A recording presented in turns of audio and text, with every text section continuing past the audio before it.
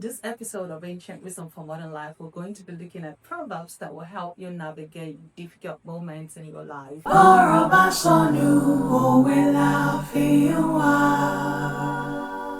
The beauty of Yoruba Proverbs is that they're not just restricted in meaning and they could work in diverse ways. But for today's episode, we're going to be focusing on how they relate to helping you get out of a difficult situation and giving you solution to something that you are probably stuck on. I'm Abisola.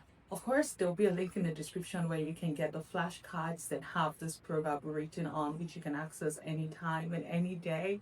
And I hope that you make use of those resources. Now, this literally translates to when the eyes beholds a matter, or when the eyes sees a matter, it looks at it intently. Now, how does this apply to our lives? There are times that we're going through certain things, and that happens for a lot of people. You know that there's a problem, but you don't want to think about the problem. You want to wish it away. So this proverb is saying that you don't get anything by wishing things away, and you have to take a look at things. However bad it is, you have to be able to look at it. That is the first step to coming up with a solution or coming out of the situation that you may be in. Because when you look upon a thing and you look closely, then you start to see the things that are there, but you would not have noticed if you just cast a glance on it and then looked away.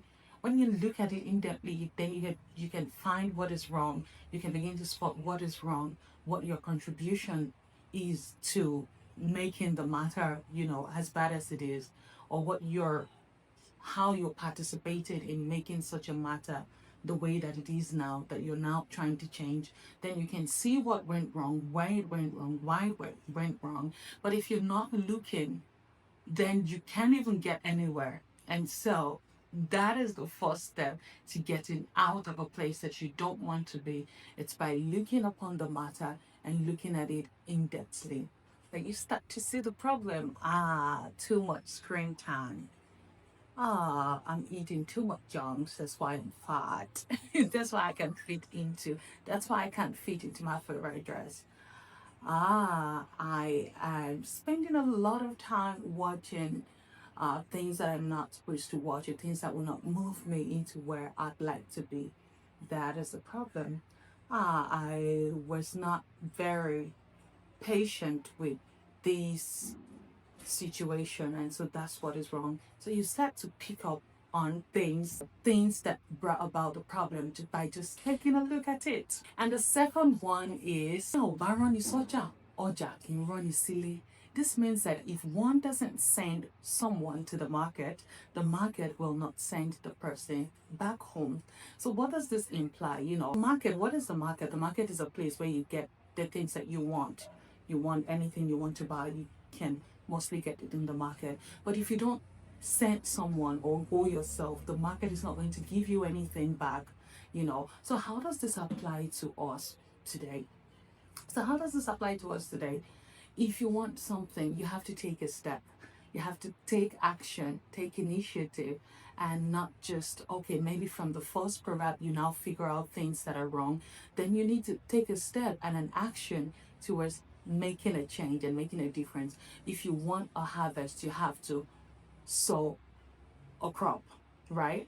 If you want an answer, you have to send a question. If you want delivery from the market, you have to send someone to the market to bring it to you, or you have to go there yourself. Because oja can run silly. So oja in this context is the answer to all the things that you're looking for. So you have to take a step to engage the market, and then the market will engage you as well. And so don't just complain about the market. Sending someone to the market might be you putting out an application because you expect the market to give you a job, or making a pitch because you expect investors to invest in your business. So sending out that pitch. I should take my own advice.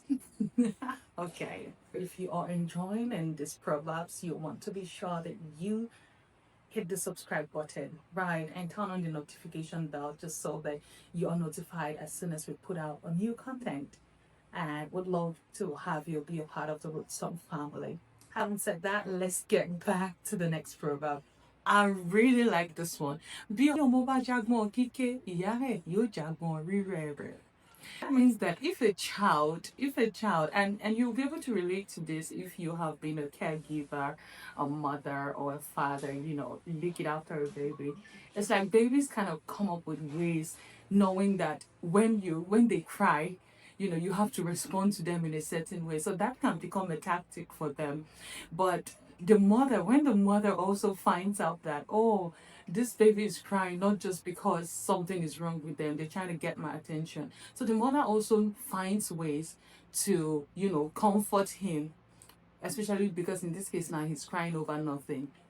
How we take that away into our lives is more persistent, and sometimes life is going to knock you down, giving you different things that you might not enjoy, but you also need to always find a way to counter what life has thrown at you. Just like the mother will find a way to reach out to the child who is bringing up different tactics of crying, she just finds ways to also respond to him in that manner. So in the same way, when life throws certain things at you, you are not going to give up and quit. It's about persistence,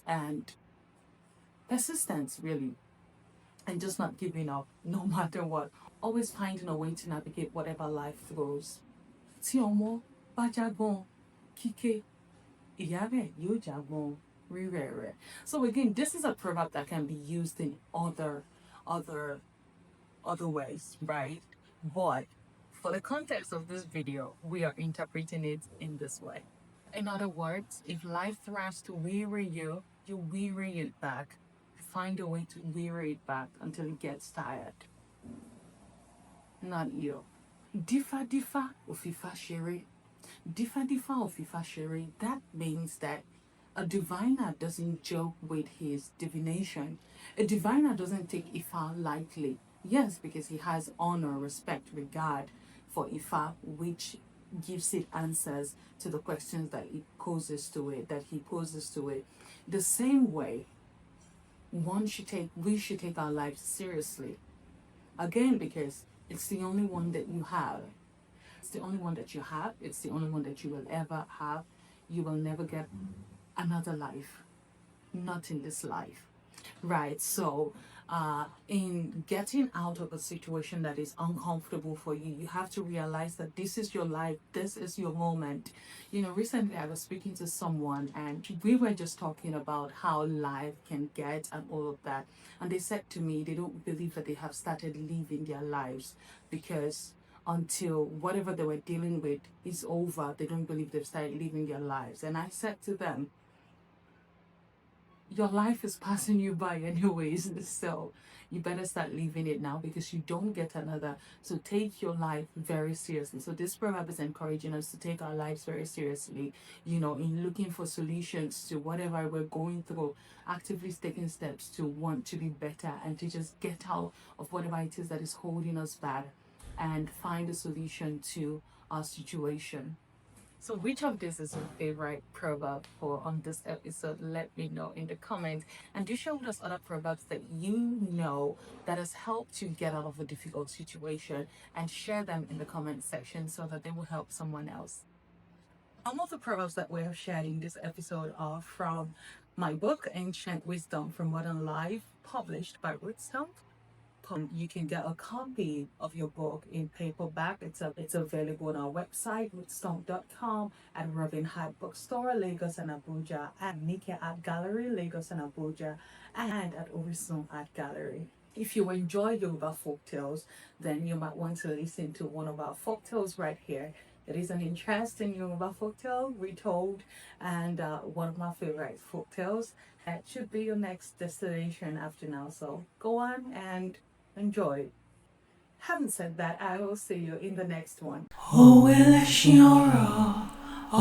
lẹṣin òwe, bọ́rọ̀ bá sọnù, òwe